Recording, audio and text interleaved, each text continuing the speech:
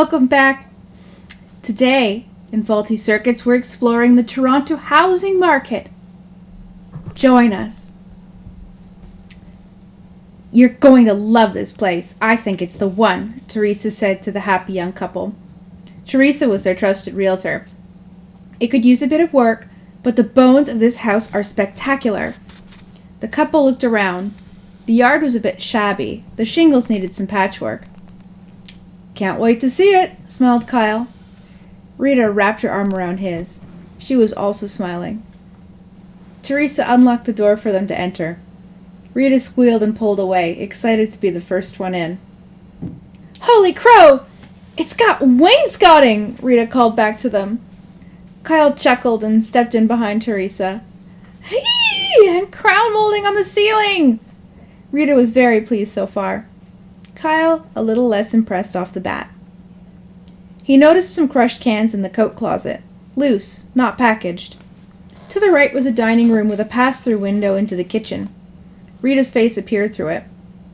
Kyle, you have to see all this counter space! He came through the dining room into the kitchen. It was filthy. The stovetop had a crust so thick it looked like it could be pried clean with a crowbar. Kyle smiled, not to ruin his fiancée's excitement. I'm gonna check on the windows, he said, backing up, eager to leave the space. Kyle turned around and stopped dead in his tracks.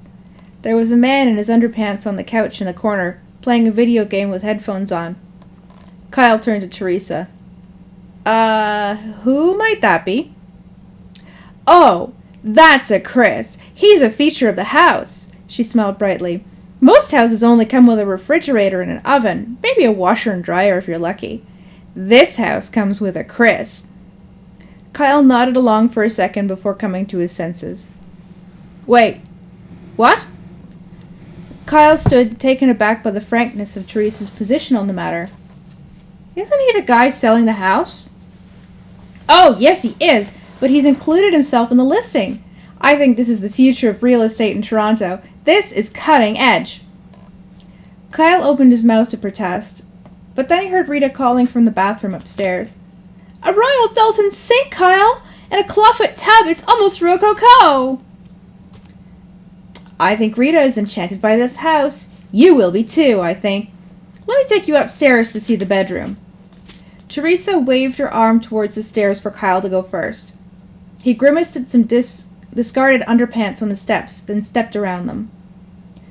Rita leaned over the banister to meet them at the top of the stairs. I love this house, Kyle. She hopped from foot to foot. That's great, honey, but there's a... Rita pulled him into a side room. Look at the skylight, and there's a balcony, and this isn't even the master bedroom, she giggled. It's nice. It's really nice, he said, eyeing a trash can overflowing with roaches through the window. There's just one prop. She pulled him away again, back to Teresa, who was waiting for them in the master bedroom at the end of the hall. It's so bright in here, and there's an ensuite, Kyle. An ensuite! She opened the door to reveal the little bathroom, complete with a shower. But that's not all. Teresa pointed her finger in the air. Look at that. Look at the outside of that shower. It's not just a shower. It's also a steam sauna.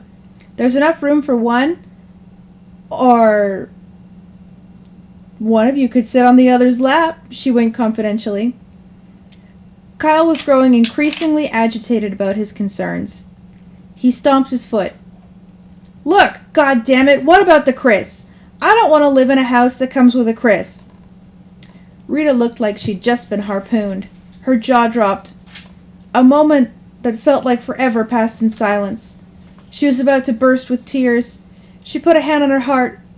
I love this house, Kyle. I need this house. Teresa, nonplussed, walked to the window to pull the curtains. She moved to the lights. If this feature doesn't convince you, I don't know what will. There are several different settings in the lights, even black lighting. She flicked the switch. The walls were opalescent in uneven spots and patches. They were painted with a stargazer mural of human bodily fluids, something Kyle would never unsee. Even so, by the end of the day, the sale was final. Kyle's heart felt like a bowling ball in his gut, but Rita's happiness came before anything else. Maybe they could convince the Chris to leave. Maybe they could learn to live with him. Who knew? It could really be a great place to live underneath all the filth. They moved in, replacing the aromatic old furniture with their own. Chris didn't seem very pleased to have his fart collection thrown to the curb, but he adapted to the new owners otherwise pretty quickly, and they to him, surprisingly enough. Kyle lost his patience once, weeks later, coming home to more of Chris's dirty underwear strewn about the living room, not even the same level of the house as his bedroom. "Dude, chill!" Chris held his hand horizontally, slowly lowering it to dial the tension down. "You could stand to free those balls a little. Try it. Go ahead." "You know what? Fine. You want us all to be disgusting together? Fine. I'll throw my damn underwear on the ground like a pig." He threw his shoes off, wriggled out of his work pants, then dropped his underwear to the ground and kicked it away. Then, after realizing what a scene he'd just made, he stopped and laughed at himself, bearing all to the Chris in his living room. Chris laughed too. They high-fived. Then Kyle grabbed his discarded pants and went upstairs for a shower. The next day, he came home and saw Rita's underwear on the living room floor. He smiled. She's loosening up too, he thought. Maybe this is good. No. Maybe it's great. The days went by. They settled in nicely. Kyle sat downstairs by himself when the phone rang. It was his mother, checking on when they could come see the new place. "Oh, hey, Mom," he smiled. There was some banging sounds upstairs. "Yeah, it's a great place. We're going to do some repainting this weekend, and I'm going to landscape, too." He raised his voice slightly over the sound of grunting and rhythmic pounding. "Yes, myself, Mom. I can resod a yard." A woman was climaxing above him somewhere. "Come by on Monday. We should be in good shape by then." "Okay, love you. Bye, Mom." Click. Minutes later, Rita came downstairs in just a towel to get a glass of water. "Oh, hey, sweetie. My parents are going to swing by on Monday to see the place." His eyes full of love for his beautiful fiancée. "Oh, good. They're going to be so happy for us." She kissed him on the cheek, then filled 2 glasses with water, taking them upstairs with her. There was a muffled giggle, then a few minutes later, more banging and moaning. "This is a good house," Kyle said to himself. "Great bones." Monday came, and so did Kyle's parents. They were very impressed with the place. With a bit of work, it was truly a wonderful place to live. Kyle ushered them into the living room. "Can I get you something to drink, Mom? Dad?" There was a crashing upstairs and a loud, passionate screaming. "What, dear? It's a bit loud in here," his mom said. "I think he offered us a beverage, Midge," Dad said. "We have gin, orange juice, coffee, tea, whiskey," he yelled over the loud orgasms. "Tea, dear, please," Mom called back to him. Kyle served them both and sat down. Upstairs became quiet once more. Rita came downstairs in her towel again. "Oh, hello, Mom and Dad. How are you?" she said sweetly. "Tea, my love?" Kyle asked. "Oh, no thank you. I'm just going to get some water," she replied. Kyle stood up and motioned to his parents that he'd be back in a second. He followed his fiancée into the kitchen. "Rita, sweetie, do you think you could please not cheat on me while my parents are over?" Rita's smile turned into rage in a moment. "How dare you! How dare you tell me how to live my life in my own house!" she screamed. "No, please, I love you. Don't be angry at me, please." He was struck with a sudden panic that he'd upset her.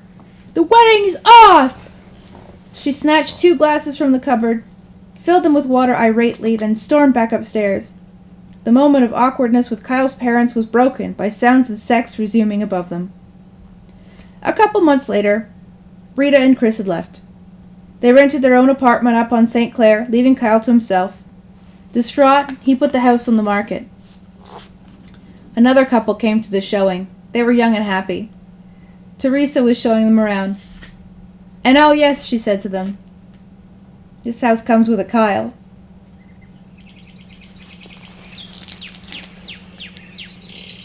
The end.